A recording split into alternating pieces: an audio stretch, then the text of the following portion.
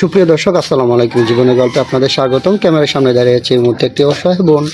আমরা শুনবো তারই জীবনের গল্প। আসসালামু আলাইকুম আপু, কেমন আছেন? ওয়ালাইকুম আসসালাম ভাইয়া। আসসালামু আলাইকুম। ওয়ালাইকুম আসসালাম। ভালো আছি ভাই, আপনি ভালো আছেন? আলহামদুলিল্লাহ আপু, আমি ভালো আছি। কোথা থেকে এসেছেন, আপনার নামটা কি বলবেন? ভাই আমি ঠাকুরগাঁও থেকে এসেছি, আমার নাম মিষ্টি ইসলাম। মিষ্টি ইসলাম। আপনার বয়স কত আপু? আমার বয়স 24। 24 বছর। পড়ালেখা করছেন? ইন্টার পর্যন্ত। ইন্টার পর্যন্ত। আচ্ছা, আপনার ফ্যামিলিতে কে কে আছে? আমার ফ্যামিলিতে আমার সৎ মা আছে, সৎ দুই ভাই আছে, আর আমার আব্বু প্যারালাইস। সৎ মা আছে। আপনার আম্মু মারা গেছে কতদিন আগে?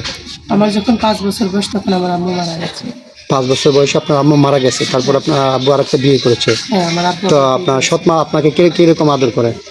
আমার সৎ মা আমাকে এরকম আদরই করতো যে আমাকে মাদ্রাসায় পাঠিয়ে দিয়েছে। ছোট থেকে এতটুকু বড় হয়েছি, কখনো আমি মায়ের আদরও পাইনি। উনি তো আদর করেনি, রীতিমতো আমার বাবা থেকেও আমাকে দূরে করে দিয়েছে। তো যাই হোক, সৎ মা অনেক খারাপ হয় সেটা আমরা জানতাম। তো আজকে ভাইয়া, সব সৎ মা এক হয় না, তো সেটা আমি প্রমাণ করব ইনশাল্লাহ, যদি আপনারা আমার পাশে থাকেন। ইনশাআল্লাহ অবশ্যই আমরা আপনার পাশে আছি আপু। তো যাই হোক, যেহেতু আপনার লাইফটা অনেক কষ্টের, আপনার মা নেই, ছোটোবেলা থেকে মায়ের আদর কখনো পান নাই, বাবার একটা বিয়ে করেছে, তার আদর পান নাই, তো সেই সৎ মা আপনাকে তো আদর করেন, আপনার বাবার ভালোবাসা থেকে আপনাকে বঞ্চিত করেছে। তো যাই হোক, আপনার লাইফটা অনেক কষ্টে কেটেছে। তো আপু, এখন বর্তমানে আপনি কোথায় আছেন? বর্তমানে আছি ভাইয়া। আমি ছোট থেকে লেখাপড়া করেছিলাম আমার যে বান্ধবীর সাথে, ওর মতো মানুষ হয় না। ও আমাকে আশ্রয় দিয়েছে, দেন ওর এখান থেকে বিয়ে হয়েছে, আপনাদের এখান থেকে। জি জি। তো ওর কাছেই আছি, ও এখানে পাঠিয়েছে আমাকে। আপনার বান্ধবীর মাধ্যমে আপনি আমাদের এখানে আসছেন। তো আপনি আমাদের এখানে কি জন্য আসছেন সেটা একটু বলেন।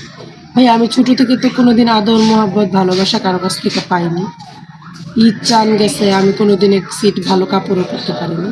জি। তো আপনাদের এখানে আসছি যে একটু ভালো একজন মনের মানুষ চাই, যে নাকি আমাকে ভালোবাসবে, আমাকে আদর দেবে, আমার কিছু কিছু ছোটোখাটো আশা পূর্ণ করবে, সে আমাকে যত্ন সহকারে রাখবে, আমিও তাকে যত্ন সহকারে রাখবো, তাকে মাথায় রাখবো, লুকুনো খাবে, মাটিতে রাখবে না, পিঁপড়ায় খাবে। আমি একজন ভালো মনের মানুষ চাই, যার চোখে আমি সুন্দর থাকবো, সে দেখতে যেমনই হোক, 10 বাচ্চার বাবা থাকবে। আমি একটু আগে আপনাকে একটা কথা বলছিলাম যে ভাইয়া, সৎ মাও যে আসল মা হয় সেটা আমি দেখিয়ে দেবো। আমি কখনো অবিবাহিত ছেলের কাছে বিয়ে বসবো না, আমি বিয়ে বসলে বিবাহিত ছেলেদের কাছে বিয়ে বসবো, যার বাচ্চা আছে তাকে বুঝিয়ে দিব, ওই বাচ্চাটাকে আমি মানুষের মতো মানুষ করে বুঝিয়ে দেবো যে সৎ মাও মা হতে পারে। আপু, আপনি সুন্দর কথা বলেছেন, আপনাকে অসংখ্য ধন্যবাদ। আপনার কথাটা যেন সত্যি হয়, আল্লাহ যেন ইনশাল্লাহ আপনার মনের বাসনাটা পূর্ণ করে, ইনশাল্লাহ আপনার জন্য আমাদের দোয়া রইল। তো আপু, আপনি বিয়ে বসবেন, একটা বিবাহিত ছেলের কাছে চাচ্ছেন যে আপনি বিয়ে বসবেন। আচ্ছা, তাহলে সেই লোকটার বয়স কেমন হতে হবে? বয়স যেমনই হোক সেটা ম্যাটার করে না ভাইয়া।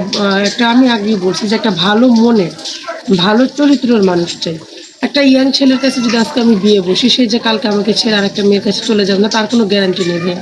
আর আমি যদি একটা বয়স্ক ছেলের কাছে বিয়ে বসি, তো উনি বলবে যে আমার বউটাকে ভালোবাসবে। বয়স্ক মানুষ আমি আশেপাশে দেখেছি যে বয়স্ক ছেলেরা বউদের অনেক ভালোবাসে, এবং কি যাদের বউ চলে গেছে বা বউ থাকলেও সমস্যা নেই। একটা ছেলে যদি 4টা বিয়ে করার খরচ, যেহেতু আমি মাদ্রাসা লাইনে লেখাপড়া করেছি, 5 ওয়াক্ত নামাজ পড়ি, তাহাজ্জুদের নামাজটা আমি পড়ি। তো ছেলে যদি 4টা বউ যদি সমান অধিকার সমান ভালোবাসা দিয়ে রাখতে পারে, তাহলে আমার কোনো সমস্যা নেই, আমি তাকেও বিয়ে করবো, বয়স 50 হোক, সমস্যা নেই। আচ্ছা আপু, তাহলে আপনার সাথে যোগাযোগ কীভাবে করবে? আমার সাথে যোগাযোগ করতে হলে আপনাদের মাধ্যমে যোগাযোগ করতে কেন, আপনার ব্যক্তিগত কোনো ফোন নেই? ভাই, আমার ব্যক্তিগত ফোনটা আমি আগেই বলেছি, আমি একটা ঈদে এক সেট ভালো নতুন কাপড় পরতে পারি না, মানুষেরটা দেখে আমার অনেক কান্না পেত। তো একটা ফোন কিনতে ভাইয়া 10,000 15,000 টাকা চলে যায়। হ্যাঁ, বাটন ফোন যে কিনবো, আমার মা তো আমাকে সেই স্বাধীনতাটা দেয়নি। তো অনেকেই বলে এই যুগে কেন ফোন থাকে না, এটা কি বিশ্বাস করা? হ্যাঁ, বিশ্বাস করা। এই যুগে কিন্তু অনেক মানুষ না খেয়ে রাস্তায় আছে, সেটা কিন্তু আশেপাশের আমরা মানে অনেকেই দেখতে পায় না।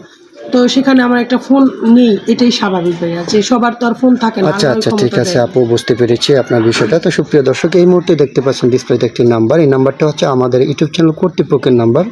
তো মিষ্টি আপুকে যদি কেউ পছন্দ করেন, এই নাম্বারে এই হোয়াটসঅ্যাপ খোলা আছে, ওনার একটা স্ক্রিনশট মেরে আমাদের এই হোয়াটসঅ্যাপে পাঠিয়ে দেবেন, আমাদের প্রতিনিধিরা আপনাদের সাথে যোগাযোগ করবে। কেউ অযথা অডিও কল ভিডিও কল দিয়ে আমাদেরকে বিরক্ত করবেন না। তো মিষ্টি আপু, নামাজ কালাম তো অবশ্যই পড়েন, তাই না? 5 ওয়াক্ত নামাজ পড়েন। তাহলে ইনশাআল্লাহ আপনার জন্য শুভকামনা। ভালো থাকবেন, সুস্থ থাকবেন। আল্লাহ হাফেজ। আসসালামু আলাইকুম। ওয়ালাইকুম আসসালাম।